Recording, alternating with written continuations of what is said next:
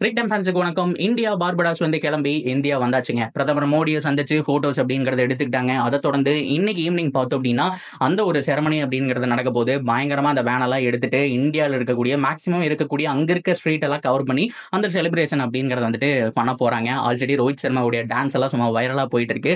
So இதுக்கு நடுவில் இந்த வாரம் அப்டேட் வாரம் அப்படிங்கிறது மாற்றமே கிடையாது. ஐபிஎல் ரிலேட்டடா ஒரு அப்டேட் வந்துச்சு. எந்தெந்த டீம் எவ்வளவு ரிட்டன்ஷன் அப்படிங்கிற மாதிரி அதை பத்தி நான் ஒரு கம்ப்ளீட்டா ஒரு வீடியோ போட்டிருக்கேன். சப்போஸ் மிஸ் பண்ணியிருந்தீங்க அப்படின்னா ஸ்கிரீன்ல பாக்குறீங்களே அந்த தம்ப்நெயில் தான் போய் செக் பண்ணி பார்த்துட்டு இந்த வீடியோக்கு வாங்க.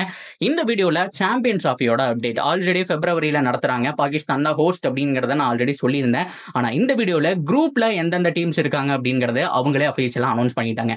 இந்தியாவோட குரூப்ல என்னென்ன டீம் இருக்கு, அது மட்டும் இல்லாம பி குரூப்ல என்னென்ன டீம் இருக்குங்கிற மாதிரி சொல்லிட்டாங்க. ஸோ இந்த குரூப் வைஸ் பார்க்கும்போது பாகிஸ்தான்ல நம்ம போய் ஜெயிக்க முடியுமா, ஸோ பாகிஸ்தானுடைய கிரவுண்ட்ஸ் எப்படி இருக்கும், நமக்கு சாதகமா இருக்குமா, உங்களுக்கு சாதகமா இருக்குமா அப்படிங்கிற கம்ப்ளீட் டீடைல் இந்த வீடியோல பார்த்து தெரிஞ்சுக்கலாம். அதுக்கு முன்னாடி ஃபர்ஸ்ட் டைம் சேனலுக்கு வரீங்கன்னா மறக்காம சப்ஸ்கிரைப் பண்ணி சப்போர்ட் பண்ணுங்க. அப்பதான் அப்டேட் எல்லாமே எங்களை செய்யணும். சரி வாங்க வீடியோக்குள்ள போலாம். ஃபர்ஸ்ட் ஆஃப் ஆல் ரொம்ப முக்கியமா, ஸோ இந்த வருஷத்துல இன்னொரு 6 மாசம் பெண்டிங் இருக்கு. இந்த 6 மாசத்துல மேஜர் டோர்னமெண்ட் எல்லாம் என்ன அப்படின்னா அந்த சவுத் ஆப்பிரிக்கா T20 பார்த்தோம்னா இந்த வருஷத்துல ஒரு கடைசி 2 மாசம், அடுத்த வருஷத்துல ஒரு 2-3 மாசம் நடக்க போகுது. ஸோ இதுக்கு நடுவில் பார்த்தோம் அப்படின்னா அந்த டெக்சாஸ் சூப்பர் கிங்ஸ் எல்லாம் விளையாடுறேன் அந்த ஒரு T20 லீக் நடக்க போகுது. ஸோ அரௌண்ட் வேர்ல்ட் நிறைய லீக் அப்படின்னு நடக்க போகுது. தமிழ்நாட்டை பொறுத்த வரைக்கும் TNPL நடக்க போகுது. ரொம்ப குரூசியலான ஒரு விஷயம். ஸோ ஜூலை 6 ஸ்டார்ட் பண்றாங்க அப்படின்னு நினைக்கிறேன். அதை பத்திலாம் நம்ம பேசியிருந்தோம். அதை தொடர்ந்து இந்தியா பொறுத்த வரைக்கும் ஏகப்பட்ட டூர் இருக்குதுங்க. ஸோ இப்போதைக்கு இவங்க ஜிம்பாவே டூர் போறாங்க. ஸோ நாளைக்கு அந்த மேட்ச் அப்படிங்கிறது நடக்க ஆரம்பிச்சிடும். கில் தலைமையில தான் டீம் போயிருக்காங்க. ஸோ இதை தொடர்ந்து இந்த மாச கடைசியில கோச் யாரு அப்படிங்கிற மாதிரி அனௌன்ஸ் பண்ணிடுவாங்க. அது மட்டும் இல்லாம ஸ்ரீலங்கா கூட ஒரு டூர் இருக்கு. ஸோ அதுக்கப்புறம் பங்களாதேஷ், அதுக்கப்புறம் ஆஸ்திரேலியா, அதுக்கப்புறம் IPL லக்ஷன் அப்படின்னு சொல்லிட்டு இந்த வருஷத்துடைய 6 மாதம் இப்படித்தான் போக போகுது அப்படிங்கிறத மாற்றம் கிடையாது. ஸோ அடுத்த வருஷம் ரொம்ப குரூசியலா இப்போ ரோஹித் சர்மாவும் விராட் கோலியும் ஏன் T20 இருந்து மட்டும் ரிட்டையர்ட் ஆயிருக்காங்க, 50 ஓவர் வேர்ல்ட் கப்புக்காக வெயிட் பண்ணிட்டு இருக்காங்களான்னு கேட்டா அதுக்கு முன்னாடி ஒரு மிஷன் இருக்கு. இதை முடிச்சா மட்டும்தான் 50 ஓவர் வேர்ல்ட் கப் எப்படி நம்ம டீமை டெவலப் பண்ண முடியும்னு சொல்ல முடியும். இதுவும் ஒன் ஆஃப் த ட்ரீம் அப்படிங்கிறதுல மாற்றமே கிடையாது. 2013 கடைசியா சாம்பியன்ஸ் டிராஃபி அடிச்சோம். 2017 ஒரு வாய்ப்பு இருந்தது, ஃபைனல்ல சொதப்பிட்டோம்னு சொல்லி ஆகணும். அண்ட் இப்போ அந்த ஒரு சாம்பியன்ஸ் டிராஃபி அப்படிங்கிறது திரும்பி வந்திருக்கு. இந்த தடவை ஹோஸ்ட் பாகிஸ்தான். ஏன் அப்படின்னு நிறைய பேர் கேட்டீங்கன்னா, ஏன்னா இது வரைக்கும் நிறைய பேர் கேள்வியே பட்டிருக்க மாட்டீங்க. பாகிஸ்தான்ல ஒரு டோர்னமெண்ட் நடந்து எப்ப ப்ரோ அப்படிங்கிற மாதிரி தான் கேட்டிருப்பீங்க. இந்தியாவில் போய் விளையாடுவாங்களா, செக்யூரிட்டி அவங்களாம் அலோவ் பண்ணுவாங்களான்னு சொல்லிட்டு. ஸோ இப்போ அந்த பிரச்சனை எல்லாம் இல்லைங்க. போலீஸ் பாதுகாப்புல கொஞ்சம் நல்லா இருக்கு.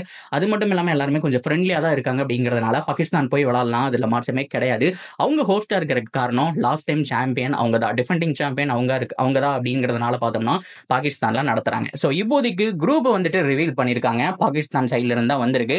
குரூப் ஏல யார் யாரு, குரூப் பில யார் யாரு அப்படிங்கிற மாதிரி. ஸோ குரூப் ஏவை பொறுத்த வரைக்கும் இந்தியா, பாகிஸ்தான், பங்களாதேஷ், நியூசிலாந்து இந்த ஒரு 4 டீம் தான் பார்த்தோம் அப்படின்னா குரூப் ஏல இருக்கு. பியை பொறுத்த வரைக்கும் ஆப்வியஸா Australia, south Africa, England and Afghanistan. Group B தான் குரூப் ஆஃப் டெத்னு நினைக்கிறேன். ஏன்னா நம்ம குரூப்பை பொறுத்த வரைக்கும் நம்மளும் பாகிஸ்தான், அது மட்டும் இல்லாமல் நியூசிலாந்து அண்ட் பங்களாதேஷ் கொஞ்சம் மொக்கையாக தான் ஆடிட்டு இருக்காங்க அப்படிங்கிறதுனால ஓரளவுக்கு அவங்க மேலே வருவாங்களாங்கிறது டவுட் தான். மறக்கக்கூடாது, T20 வேற, இது 50 ஓவர் ஃபார்மேட்ல நடக்க போகுது. அதனால இந்த நியூசிலாந்து டீம் எல்லாம் கண்டிப்பா எப்ப வேணாலும் கம்பேக் பண்ணுவாங்க. ஆஸ்திரேலியா கூட 380 பார்த்தோம் அப்படின்னா கடைசி ஓவர் வரைக்கும் போய் ஆல்மோஸ்ட் 375 அடிச்சாங்க. ஸோ அந்த அளவுக்கு நல்ல ஒரு குவாலிட்டி சைடு தான். வில்லியம்சன் இல்லாட்டியும் ஓரளவுக்கு பேலன்ஸ்டா இருப்பாங்க அப்படிங்கிறதுலயும் மாற்றம் கிடையாது. ஸோ சாம்பியன்ஸ் டிராஃபி பொறுத்த வரைக்கும் 50 ஓவர் ஃபார்மேட்ல தோனி சொல்ற மாதிரி எப்ப வேணாலும் கம்பேக் பண்ணலாம். அந்த கேமை பொறுத்த வரைக்கும் ப்ரெடிக்ட் பண்ணவே முடியாது. T20 ஒரு 10 ஓவர் 5 ஓவர்லயே ஈஸியா ப்ரெடிக்ட் பண்ணிடலாம். ஓகே, ஆல்மோஸ்ட் 90% ப்ரெடிக்ட் பண்ணிடலாம் இவங்க தான் வின்னர்ஸ் அப்படின்னு சொல்லிட்டு. ஆனா 50 ஓவர் கேமை பொறுத்த வரைக்கும் எப்ப வேணாலும் 2 டீமுமே கம்பேக் பண்றதுக்கான சான்ஸ் அப்படிங்கிறது அதிகம். 30 ஓவர் கட்ட போட்டு ஆடிட்டு கடைசியில இருக்கக்கூடிய ஒரு 10 ஓவர் இல்ல 20 ஓவர் நீங்க ஒரு ஓவருக்கு ஆல்மோஸ்ட் ஒரு 8 ரன் அடிச்சா கூட ஒரு நல்ல டோட்டலை புஷ் பண்ணிட்டு உங்களுக்கு எப்ப வேணாலும் கேமுக்குள்ள வரக்கான சான்ஸ் இருக்கு. அது மட்டும் இல்லாம உங்களுடைய ஃபாஸ்ட் பவுலர்ஸ் இப்ப பும்ராக்கு T20 பொறுத்த வரைக்கும் 4 ஓவர் தான் போட முடியும். இதுல 10 ஓவர் போடலாம். அதனால நீங்க கண்டினியூவா எப்ப கூட கேமுக்குள்ள வர முடியும். பும்ரா ஆல்மோஸ்ட் ஒரு 5 ஓவர்ல ஒரு 3 விக்கெட் 4 விக்கெட் எடுத்தாலே மற்ற பவுலர்ஸ் கம்பேக் பண்ணி உள்ள வந்துருவாங்க. ஸோ இந்த மாதிரி இந்த கேமுக்குள்ள எப்ப வேணாலும் வர முடியுங்கிறதுனால ஆல்மோஸ்ட் எந்த டீம் அப்படிங்கறத ப்ரெடிக்ட் பண்ண முடியாது.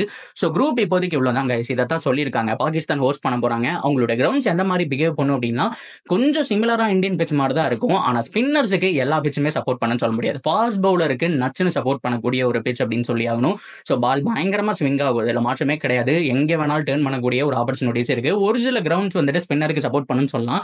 ஆனா அந்த கிரவுண்டையும் பார்த்தோம் அப்படின்னா இவங்க எப்படி பிஹேவ் பண்ண வைக்க போறாங்க அப்படின்னா, அதாவது எந்த மாதிரி மாத்திக்க போறாங்கன்னா ஃபாஸ்ட் பவுலருக்கு சப்போர்ட் பண்ற மாதிரி தான். ஏன்னா பாகிஸ்தான் கிட்ட குவாலிட்டி ஸ்பின்னர்ஸ் கிடையாது. ஸோ அவங்களை பொறுத்த வரைக்கும் ஃபாஸ்ட் பவுலர் தான். இப்போ பாத்தீங்கன்னா நசீம் சார் இருக்காரு அண்ட் ஷாஹின் அப்ரேடி இருக்காரு. ஸோ இந்த மாதிரி அமீர் முதல் கொண்டு எல்லாமே ஃபாஸ்ட் பவுலர் சப்போர்ட் பண்ற மாதிரி தான் மாத்த போறாங்க.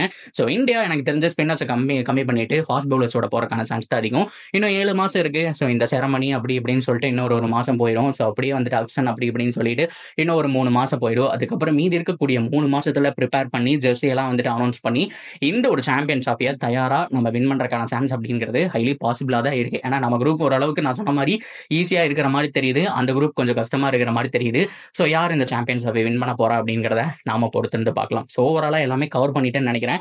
அண்ட் டேட்டு வென்யூ இது எல்லாமே எந்தெந்த கிரவுண்ட் அப்படிங்கறத இன்னும் அனௌன்ஸ் பண்ணலைங்க. ஆனா ஒரே ஒரு விஷயம் மட்டும் சொல்லியிருக்காங்க, February to March ஏன் அப்படின்னா ஏப்ரல்ல ஐபிஎல் நடத்த போறதா சொல்லியிருக்காங்க. அதுக்குள்ள எல்லா பிளேயர்ஸுக்கும் கொஞ்சம் டைம் வேணும், அதனால கொஞ்சம் சீக்கிரம் முடிக்கணும், ஒரு 50 நாளுக்குள்ள முடிக்கணும் அப்படிங்கிற மாதிரி February ஸ்டார்டிங்லேயே ஆரம்பிச்சு ஒரு March 20, 25 முடிச்சிருவாங்க. ஸோ April 8, 9ங்கிற மாதிரி ஐபிஎல் ஸ்டார்ட் ஆக போகுதுன்னு சொல்லி ஒரு ரூமர்ஸ் போயிட்டு இருக்கு. அண்ட் எக்ஸாக்ட் டேட் தெரியல, ஆனா Februaryல தான் ஸ்டார்ட் பண்ண போறாங்க அப்படிங்கிறது 100% உறுதியாயிடுச்சு. ஸோ நீங்க எவ்வளவு பேர் சாம்பியன் ட்ராஃபிக்காக வெயிட் பண்ணிட்டு இருக்கீங்க? 2013 நம்ம ஜெயிச்சோம். ஸோ அகைன் ஒரு 12 வருஷத்துக்கு அப்புறம் 2025 நம்ம ஜெயிப்போமா இல்லையா அப்படிங்கிற எல்லாத்தையும் நாம பொறுத்திருந்து பார்க்கலாம். So that's video guys. Hopefully பிடிச்சிருக்கும்னு நினைக்கிறேன். ஸோ உங்களுடைய ப்ரெடிக்ஷன்லாம் தாராளமாக கமெண்ட் செக்ஷன்ல சொல்லுங்க. தொடர்ந்து அப்டேட்டுக்கு சேனலோட இணைஞ்சிருங்க. மறக்காம சப்ஸ்கிரைப் பண்ணி சப்போர்ட் பண்ணுங்க.